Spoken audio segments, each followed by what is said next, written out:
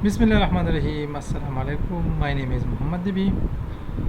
AutoCAD basic level to advance level course training in Urdu के lesson के साथ हाजिर हूँ। ये तीसरा क्लास है। इसमें मैंने फुल प्रोजेक्ट शुरू की है, तो अब हम इसमें हेज कमांड का इस्तेमाल करेंगे और टेक्स्ट कमांड का इस्तेमाल करेंगे।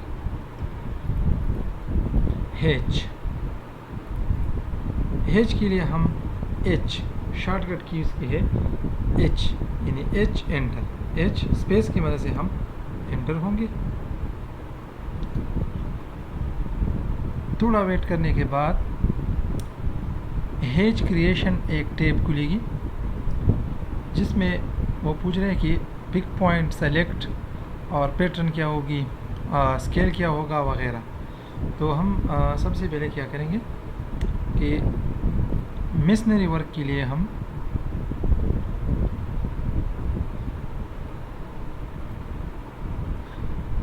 ब्रिक वर्क के लिए मैं ANS 132 पैटर्न सेलेक्ट करूँगा। सेलेक्ट करने के बाद पिक पॉइंट पर क्लिक करूँगा और पिक पॉइंट क्लिक करने के बाद मैं ड्राइंग में यहाँ इस जगह में आऊँगा वॉल की इनसाइड और क्लिक करूँगा। अब हम स्केल के हवाले से बात करेंगे। इसकी स्केल बहुत छोटी है और हमने ANS 132 अभी सेलेक्ट नहीं किया है, तो हम इस पर क्लिक करेंगे। ये क्लिक हो गया और इसकी स्केल में 100 करूँगा। चेक करने के बाद इसको मैं थोड़ा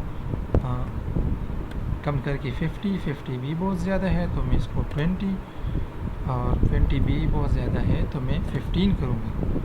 ये कट पैटर्न है और मैं सारे जितनी भी ये दीवारें हैं उसकी साइड में क्लिक करूँगा इसी तरह।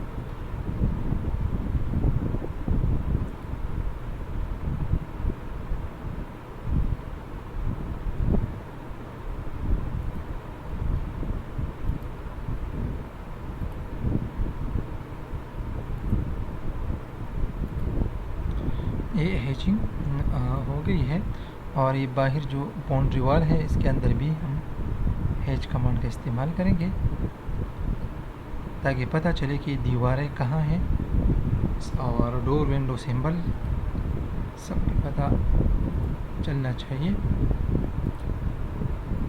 इस सारी दीवारों को मैंने हेज किया है। अब मैं एंटर का बटन प्रेस करूँ। एंटर का बटन प्रेस करने के बाद ये अब मुकम्मल हेज हो चुका है। मेन गेट के साथ अब मेन गेट के हवाले से हमने बात की थी, तो इसके लिए हम रेक्टेंगल REC का कमांड एंटर करेंगे। इसके बाद हम इस कॉर्नर पर क्लिक करेंगे। फिर डायमेंशन स्टाइल मैनेजर ये जो टेक्स्ट विंडो है इसमें हम डायमेंशन REC एंटर, कॉर्नर पर क्लिक करके डायमेंशन पर क्लिक करेंगे और 18 एंटर, 18 बाई 18 इंच हम एक कॉलम बनाएंगे मेन गेट के लिए और इससे हम 10 फीट ऑफसेट लेंगे। ऑफसेट लेने के बाद वहाँ भी हम एक रेक्टेंगल बनाएंगे और इस रेक्टेंगल को हम हेज करेंगे। हेज करने के बाद हम यहाँ इसको ट्रिम करेंगे, ट्रिम TR डबल एंटर और इस पर अप्लाई करेंगे। इसको भी ट्रिम करेंगे और H कमांड यूज़ करेंगे। सॉलिड सेलेक्ट रेक्टेंगल और रेक्टेंगल ये जो पिलर है गेट की मेन पिलर है कॉलम है वो बन गई है। अब हम इसके दरमियान से एक लाइन खींचेंगे और इससे 2 इंच ऑफसेट लेंगे और दरमियान में एक लाइन छोटे से इसको सेपरेट करेंगे ताकि ये ओपनेबल 2 गेट बन जाएगी। सही। अब हम इसमें स्टेयर्स बनाएंगे। स्टेयर बनाने के लिए हमने जगह छोड़ी है 10 फीट और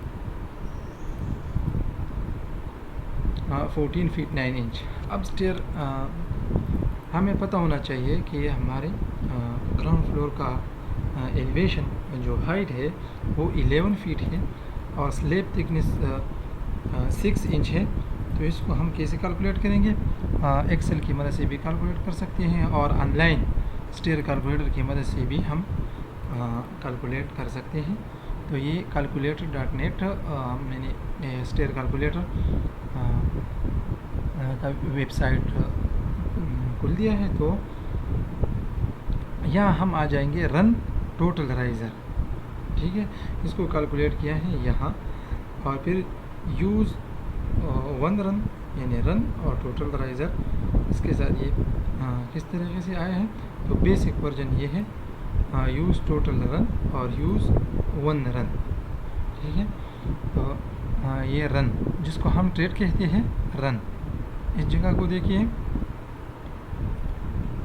ये इसको रन कहा जाता है या ट्रेड कहा जाता है। और ये यहाँ से यहाँ तक का फासिला जो है ये राइज़र है जिसको हम राइज़र कहते हैं। और ये जो स्लोप में ये लाइन नज़र आ रही है इसको हम स्ट्रेंजर लेंथ कहते हैं, और ये एंगल है, लेकिन हम और ये टोटल राइज़र है। Total riser mean total height है बिल्डिंग की। तो रन और राइज ट्रेड और राइज़र हम इसको डिफ़ाइन करेंगे। तो किस तरह करेंगे? यहाँ रन में आ जाएंगे, ये सेंटीमीटर है, इसको हम इंचेस में कन्वर्ट करेंगे, मीटर को इंचेस में कन्वर्ट करेंगे। रन को हम चाहते, ये आइडियल रन होगा 11 इंच का, और बाकी जो 1 इंच बच गया है वो नोजिंग के लिए हमने छोड़ी है, मार्बल टाइल वगैरह। टोटल राइज कितने हैं? टोटल राइज है, ये जो टोटल बिल्डिंग लेंथ है ग्राउंड फ्लोर के वो है 11 फीट 11.5 फीट। अब हम इसको कैलकुलेट करेंगे। कैलकुलेट करने के बाद ये हमें रिज़ल्ट दे रहा है कि टोटल राइज 14, रन 13 और राइज 9.86 इंचेस और 25 सेंटीमीटर, सेंटीमीटर में भी है और फीट इंचेस में भी। टोटल रन 11 फीट 11 इंचेस और स्ट्रेंजर, ये सारी की सारी जो डिटेल है वो यहाँ मौजूद है। ये कह रहा है कि अगर आप 13 रन कर रहे हैं 13, तो इसकी हिसाब यही है, 14 का ये है, 15 का ये है, 16 का यही है, 18। तो हम इसको ये जो 20 रन है हम 20 रन के हिसाब से राइज़र और ट्रेड यानी राइज़र और रन देंगे। तो राइज़र कितनी का होगा? 6.57 इंचेस और 16। इसको हम यहाँ से कॉपी करेंगे और ट्रेड में यहाँ पेस्ट करेंगे, ठीक है। तो अब हम इस हिसाब से यहाँ स्टेयर बनाएंगे। अपसेट 14 फीट विड्थ है, 14 फीट विड्थ, और ये लैंडिंग है, ठीक है। यहाँ स्टेयर्स यहाँ से शुरू होंगे, लेकिन उसकी ट्रेड यानी रन का साइज़ कितना होगा?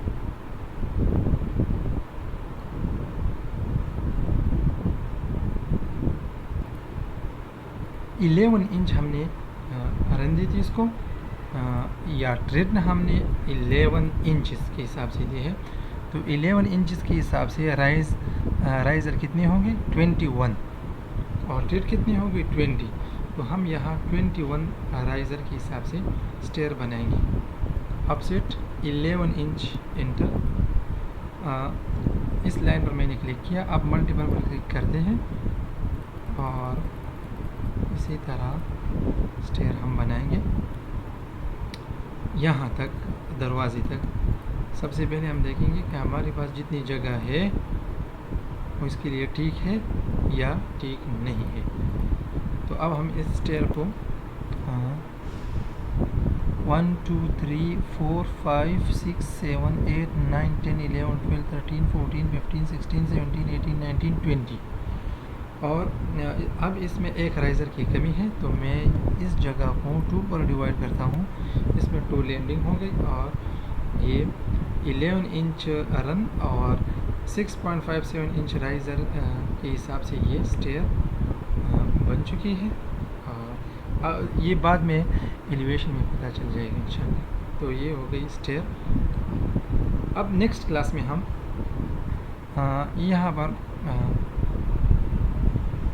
इन करते हैं और नई क्लास में फिर हम क्या क्या करेंगे ये मैं आपको बताता हूँ। नई क्लास में हम टेक्स्ट लिखेंगे और डायमेंशन लिखेंगे, यानी मास्टर बेडरूम की कितनी साइज़ है, ड्रेस की कितनी साइज़ है, बाथ की कितनी साइज़ है, राइज़र ट्रेड कितना है, और वेरेंडा की जो कॉलम है वो कैसे ड्रा की जाती है, कैसे बनाए जाते हैं। और सबसे अहम चीज़ हम उसमें करेंगे लेयर। बेहतर था कि लेयर को हम पहली क्लास में हम उस पर लेक्चर दे देते, लेकिन वो हमने बाद में कर दिया है, तो कोई बात नहीं है। लेयर अब बाद में भी कर सकते हैं और काम शुरू करने से भी पहले भी बना सकते हैं। तो चलो चलते हैं नेक्स्ट क्लास की तरफ।